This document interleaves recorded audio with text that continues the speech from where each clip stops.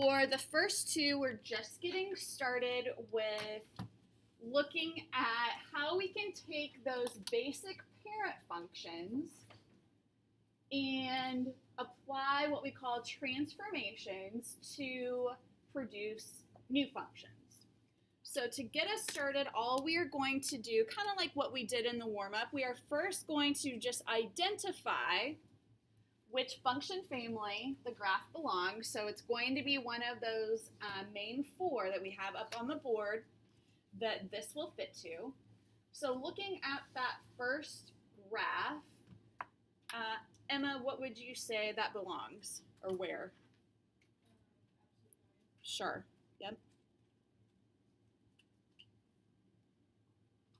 That is definitely an absolute value function. We know that because of the V-shaped graph. Now, here's what we're going to do for the second part. Because you guys don't really know, you will get to that point, what these different numbers do and how that transforms your graph. We're going to compare them looking at our calculator. So go ahead and grab that calculator.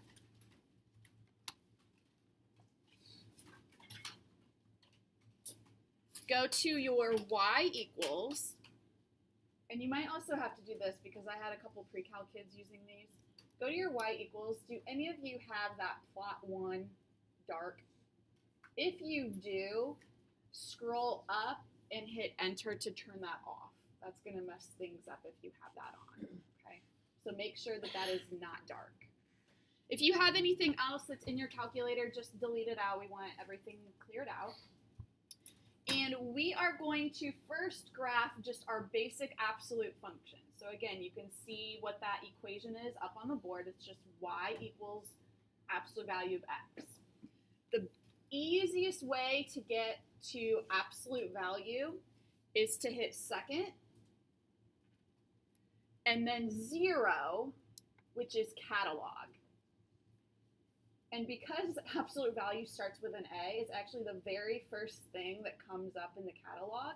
So hit enter, and depending on what calculator you have, it might say ABS or it might actually have the absolute value bars. But either way, type an X in there.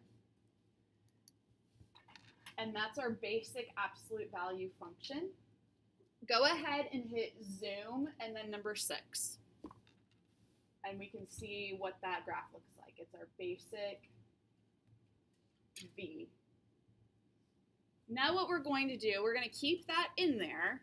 We're going to go back to our y equals, and we are going to enter this equation in as well. So go back to y equals, go down to y2,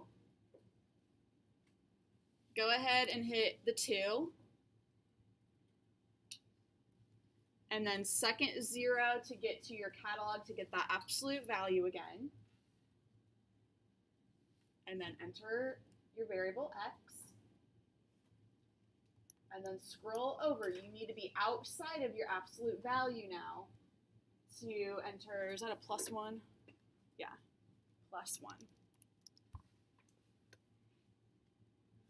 This copy did not copy very well. So that says 2 and then absolute value +1. So you should have both of those in your y equals, and then hit graph again, and you'll see both of them graphed on that window. So all we're doing at this point is looking at the two graphs and comparing the differences. So what is one thing that you notice about this one that's different about our basic parent absolute value graph? What's one thing that's different?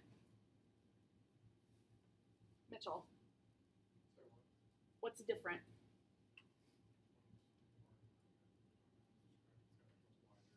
Well, this is our basic one. So we're looking at how the other one compares to our parent function.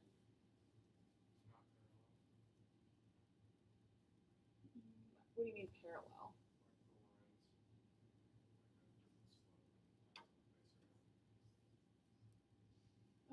Oh, okay, kind of. What else can we say is different about the second one? Alicia?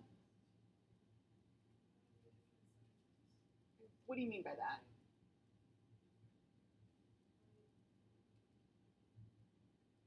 When you say different sizes, what are you referring to?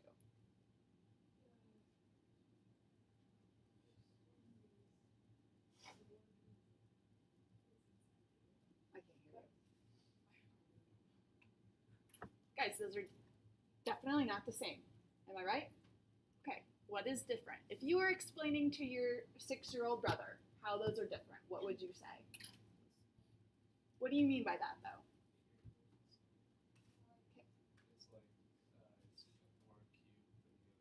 It's skinnier, right? Or more narrow, yes? Okay.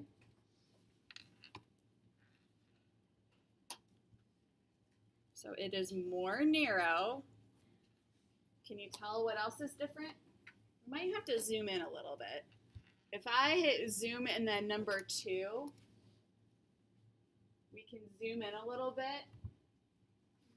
So what else has changed? Higher, how much higher?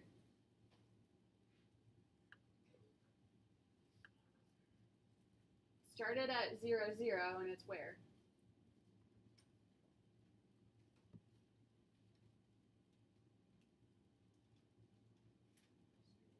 0, 1. It moved up 1 unit. Okay, so we can say it's more narrow and moved up 1 unit. So you can kind of start thinking about, okay, based on what's happening to the graph, look at the equation and how those things relate. That's what we're going to be looking at. All right, for the next one.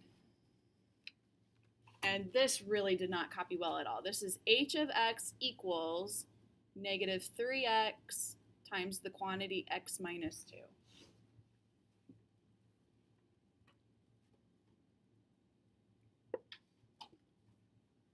2. Before we really look at the graph, let's go ahead and clean this up a little bit, distribute that negative 3. So this gives me negative 3x plus 6.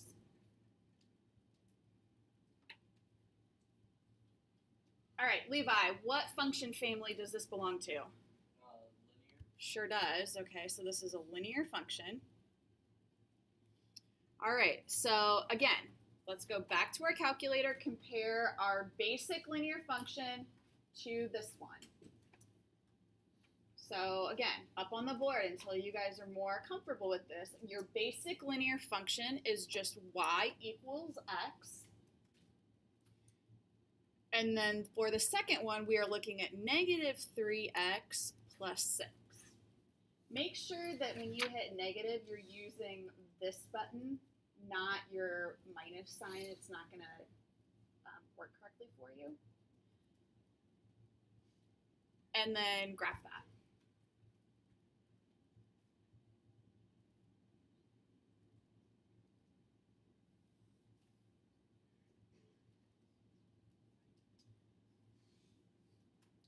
All right, so the first line that we graphed is our basic y equals x.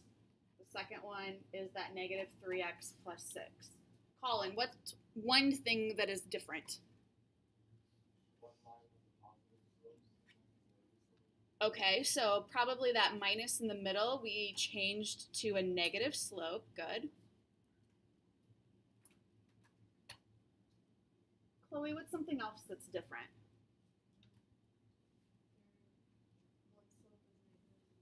Okay, that's what Colin just mentioned, so it's something else.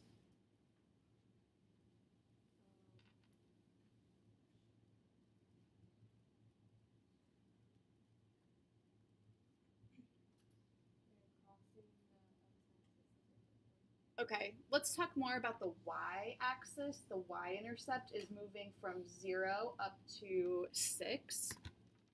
So we have moved up 6 units. And then the other thing that we can discuss is the steepness. So I would definitely say that this second line is steeper, even though it's going in the negative direction. That's definitely steeper than that original one is. So we can say that it is steeper.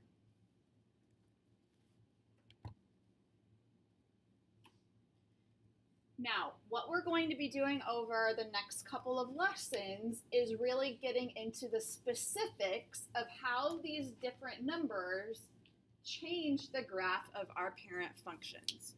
We are focusing on just two transformations today. We are focusing on what we call a translation, which shifts a graph horizontally and or vertically. And you should recognize these words from geometry, okay? We should recognize that a translation is just a shift or a slide. And then the other one that we are going to focus on today is a reflection, which means we flip the graph over what we call the line of reflection.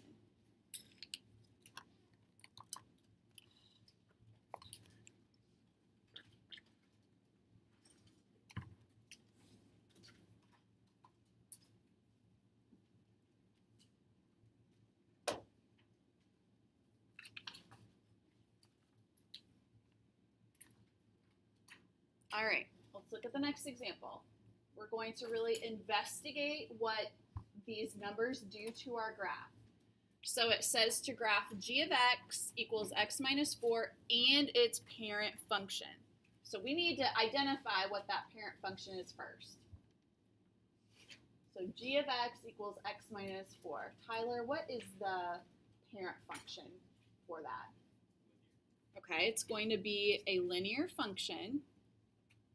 And the equation for that parent function is the y equals x.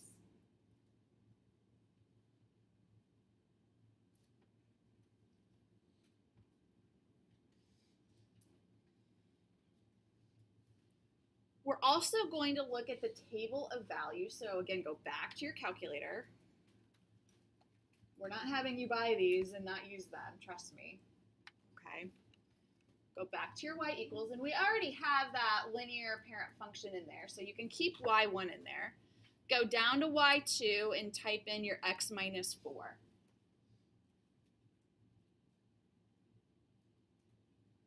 And then go ahead and graph both of those. So just visually, kind of what we just did on the last two examples, Kaylee, how is our graph different? How much lower do you think it is? Yeah. We have taken that parent function and we have moved down 4 units. So let's first graph those. So the first one, we have a y-intercept of 0, a slope of 1.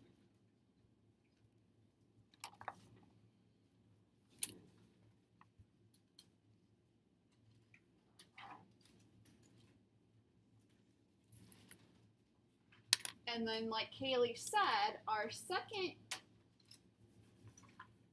equation is the same thing. We just have a y-intercept of -4. Our slope is still 1. So the steepness of the line is the same.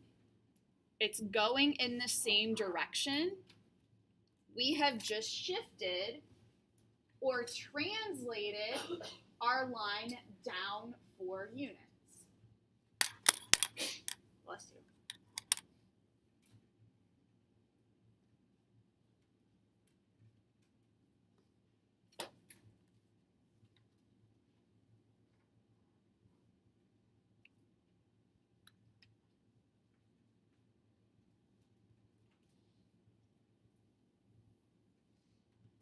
On your calculator, I'm not sure that we've ever gone here. I want you to hit second and then graph. And what that does is it takes you to a table of values. And since we have 2 equations in there, it gives you the table of values for both of those.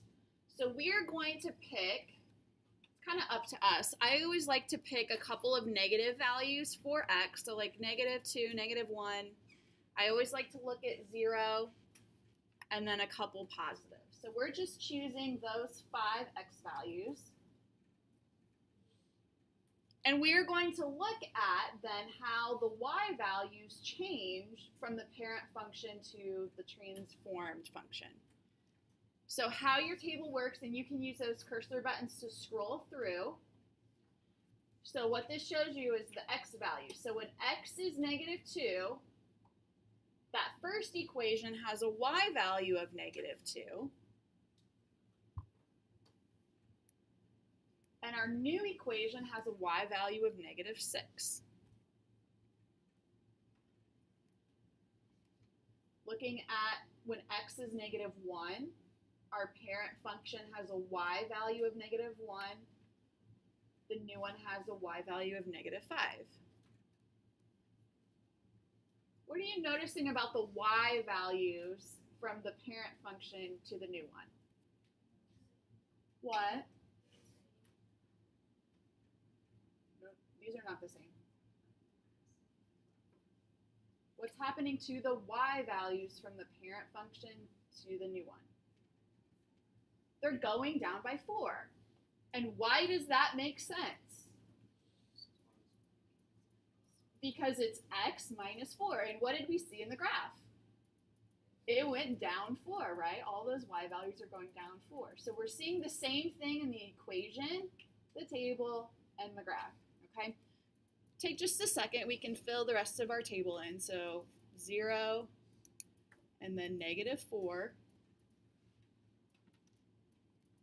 For 1, the y value is 1 and -3. So this holds. All of our new y values are 4 below the original. Okay.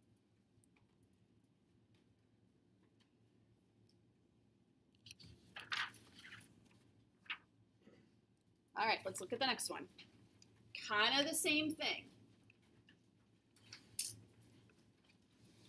Graph h of x and its parent function. So first of all, we need to identify what the parent function is.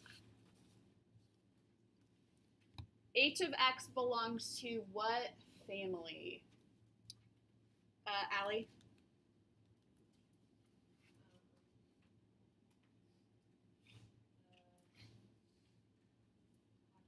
Yep, quadratic. Anytime you have that exponent of 2, it has to be a quadratic. The equation of our parent function for a quadratic is just y equals x squared.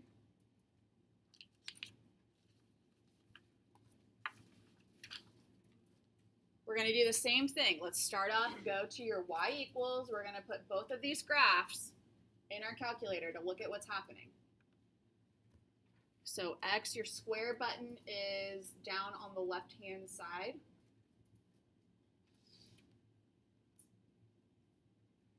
Now, for the second one, you do need to use parentheses. Your parentheses are kind of right above your numbers. So start with a parenthesis. You're going to type in x minus 2, close the parenthesis, and then the square. Should look like this. And then graph.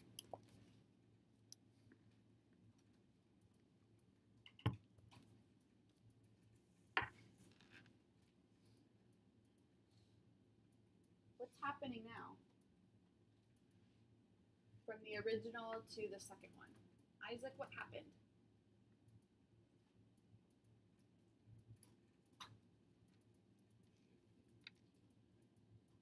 Shifted. A little bit louder, I can't hear you. It did shift. Which way? Yeah. And do you have an idea how many units it shifted? Looking at the equation, how many units do you think that shifted? 2, exactly.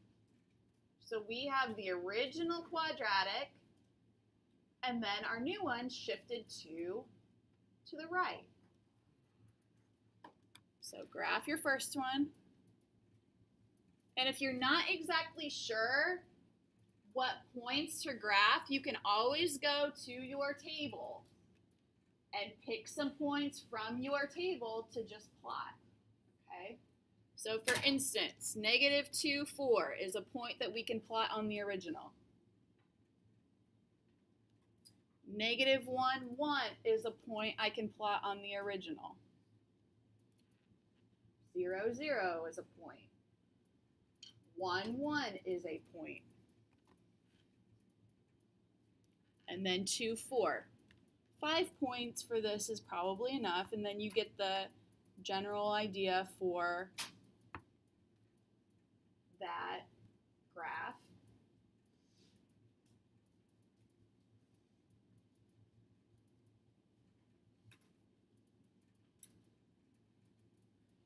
And then to plot the second one, Isaac already said, we see that it shifted over 2 units, but you can always go back, use your table of values. So negative 2, 16. We're probably not going to be able to plot that very well. But negative 1, 9, we could probably plot. Negative 1, 9.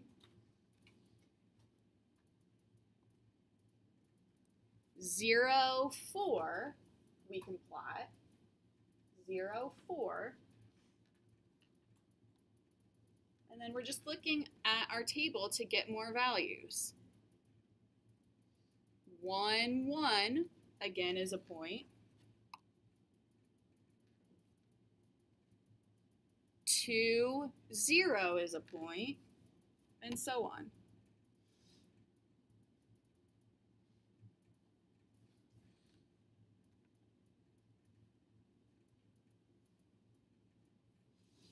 And again, you can certainly fill in our table from your calculator like we did on the last example.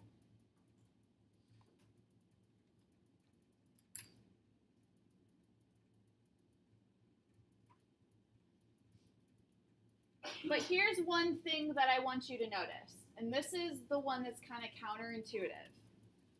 Your graph moved 2 units to the right. But look at the equation. What does it say inside?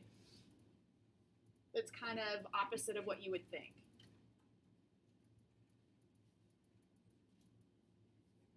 Yeah, it says -2. When it's inside those parentheses, it does kind of the opposite of what you would think. That x -2 on the inside actually moves to the right. If that were a +2, which way would it move? To the left. I guess this is your right. To your left. Okay. All right, last thing here. And then we're going to kind of summarize all of this. Last one. We have a negative out in front. All right, Cameron, which function family does this one belong to? No, it's got those, yeah. This is an absolute value. It's got those bars. So again, our parent equation is just y equals absolute value of x.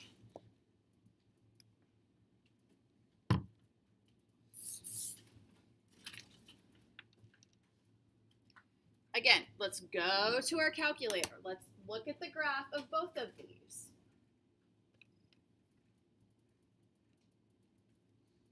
To your y equals, you can go ahead and delete what's already in there.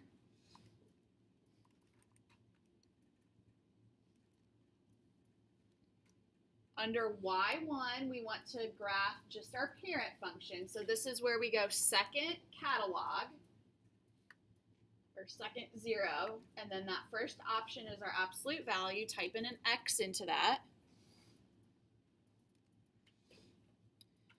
And then the next one, notice there's a negative in front. So type the negative first, and then go second catalog to get your absolute value.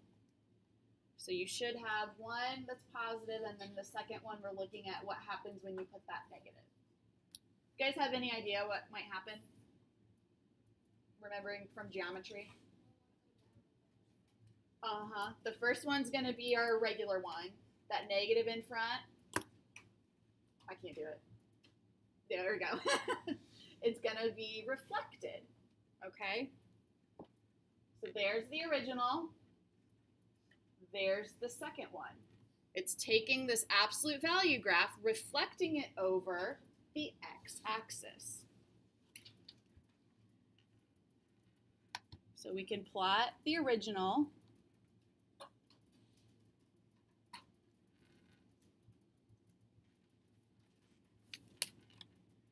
Again, if you're not sure the points to plot, just go to your table. Second graph, go to your table. -4, 4, -3, 3, and so on. You can always get points to plot to make these graphs. We want to get to a point where you just know how to graph the parent functions. And then again, like we saw, all we're doing is taking the graph, reflecting it over the x-axis. So each of these points is reflected over that axis to make the new graph. I missed my points, but that's okay.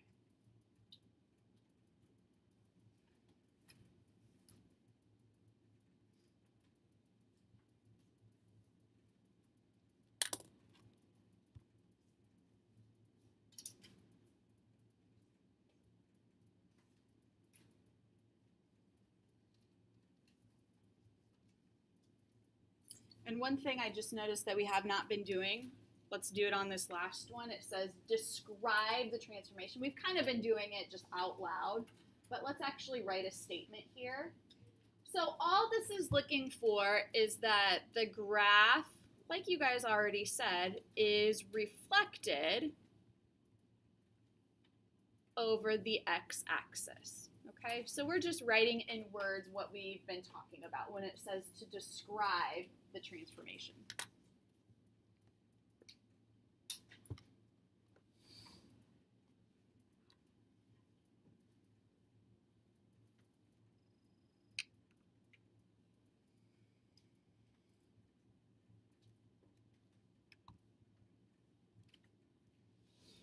All right, the very last thing we're going to do is just kind of make a couple of notes, summarize what we saw in these last three examples.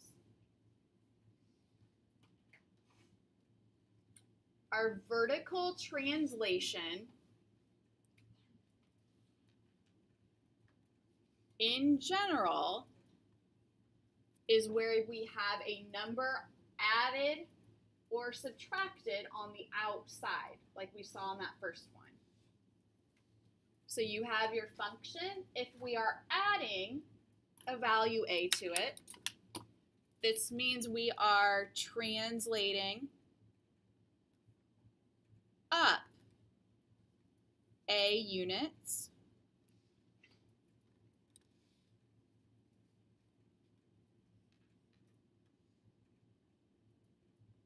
if that were a minus, so a negative, like we saw x minus 4, we saw that that translates down a units.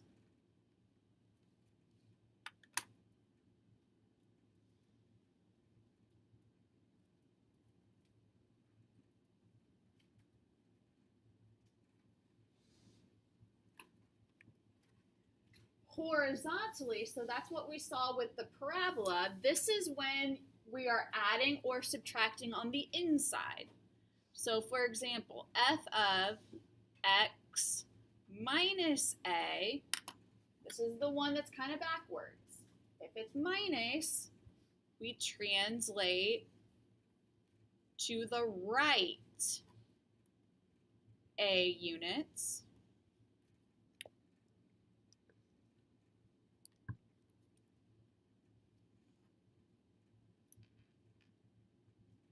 If we are adding on the inside, we actually translate to the left a units.